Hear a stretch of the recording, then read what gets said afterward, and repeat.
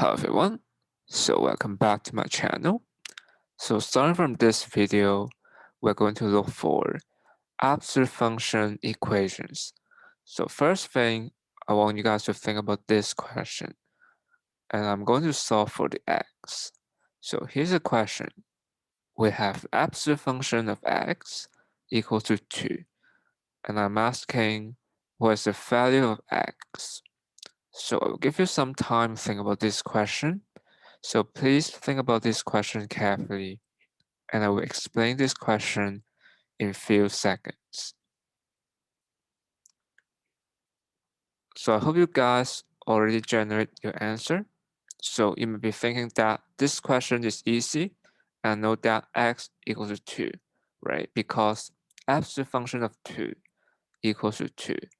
So I want to ask you that, are there any possibilities for x to be true that absolute function of x equals to 2? So are there any possible answer for this question? So think about absolute function of -2. What is absolute function of -2? So we need to drop the negative sign to deal with absolute expressions, right? So absolute function of -2 is actually equals to 2 as well. So that's why we need to keep the negative as well. So x here we have two solutions. X equals to 2 and x also equals to -2. So why we have two answers for x?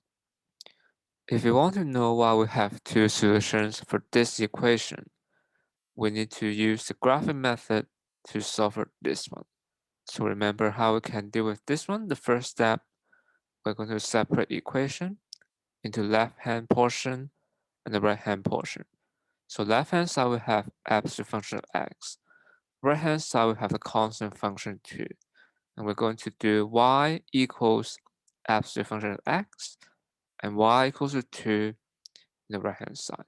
So basically we're going to put these two functions in the right-hand side.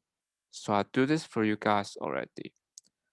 The important thing is that we need to look for intersection point for these two functions. So we have one intersection point and two intersection point. So this intersection point tells me the solutions for the x. So we have two intersection points, which means x, we have two solutions.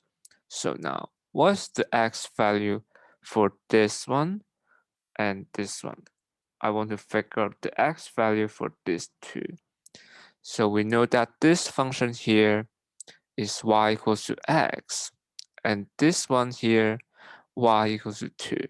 So basically, when y equals to 2, the x here must be equals to 2, right? So because this is a y equals to x function, for this one, we have a symmetry function, so this one should be y equals -x. The intersection point here should be when y equals to 2, x should be equals to -2. So that's why we got x equals to 2, x equals to -2, because we have two intersection points for this function. Okay, so one thing important you need to know is that when we have an absolute function and a linear function, the maximum solution we could have is 2.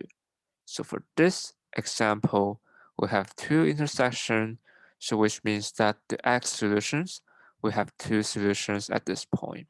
Sometimes we could got one solution because we only have one intersection point.